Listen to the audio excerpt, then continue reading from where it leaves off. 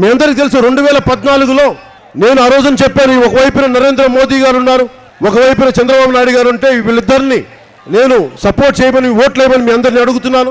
ఒకవేళ వీళ్ళు మనం అనుకున్న చేయలేని పక్షంలో నేను బయటకు వచ్చి నిలదీస్తాను, ప్రశ్నిస్తాను, ఎదిరిస్తానని చెప్పాను. అదే మాట ప్రకారం ఈరోజు నేను మీ ముందున్నాను.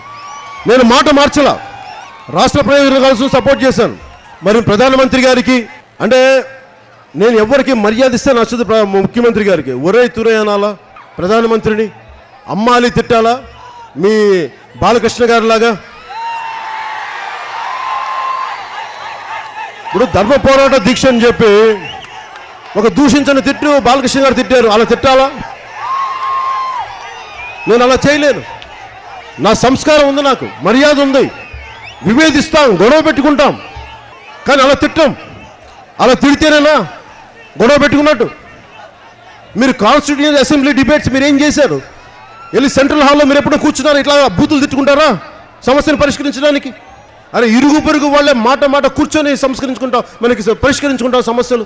అలాంటిది ఒక ప్రధానమంత్రితో ఎలా మాట్లాడతాం? మంచిగా మాట్లాడతాం.